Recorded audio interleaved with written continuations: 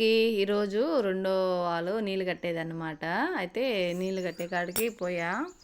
పైపులన్నీ line వేసిచ్చి నేను కూడా మా బావ అన్నం తింటుంటే నేను కాసేపు నీళ్ళు కట్టా. అన్నం తినొచ్చింది దాకా నీళ్ళు కడుతుంటే చిన్న చిన్న పురుగుల కోసం కొంగలు చూడండి ఎలా ఉన్నాయో.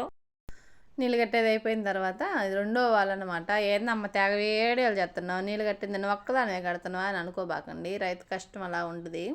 ప్రతి ఒక్కరి వెనక ఎవరైనా ఉంటారు కానీ ఒక్క రైతు వెనక అసలు ఎవరు ఉండరు. స్మై డాట్ స్మై గ్రేట్ రైతు కష్టం.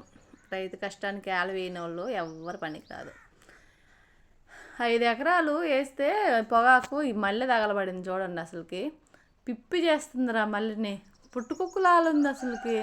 అది బాగా ఏరికే పెట్టింది. కొంతమందికి మల్లె అంటే కూడా ఏం తెలియదు.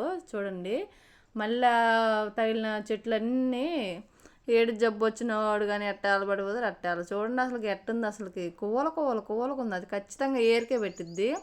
మనం ఎంత సేకరి చేసినా కానీ అది మనం మందు కట్టేది నీళ్ళు కట్టేది మనం చేసే సేకరి అంతా ఆ ఏరుకు పుట్టిద్ది. ఆ ఏరుకు పుట్టిన తర్వాత అది అంతా పీల్ చేసిద్ది అన్నమాట.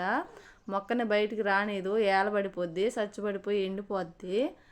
దాన్ని మళ్ళీ అంటారు. కొంతమందికి తెలియదు ఆ మళ్ళీ అన్నా కానీ. పీల్చి పిప్పి చేసి చంపేసిద్ది మొక్కని, అస్సలు పైకి ఎక్కలేదు.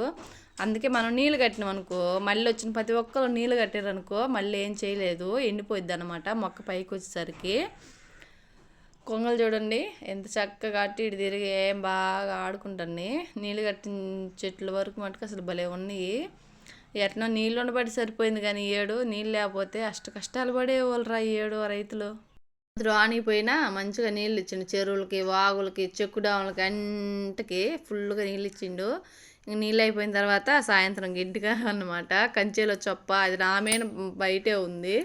మోపెత్తుకొని ఆడ కింద పడుతున్నాను, భయం వేసింది అసలుకి. వాళ్ళ మండ తీసరికి ఈ వాళ్ళ మండ తీసరికి ఆ వాళ్ళ మండ. ఒకసారి ఆయన కింద పడతాను అనుకున్నా ఖచ్చితంగా. ఉంటా.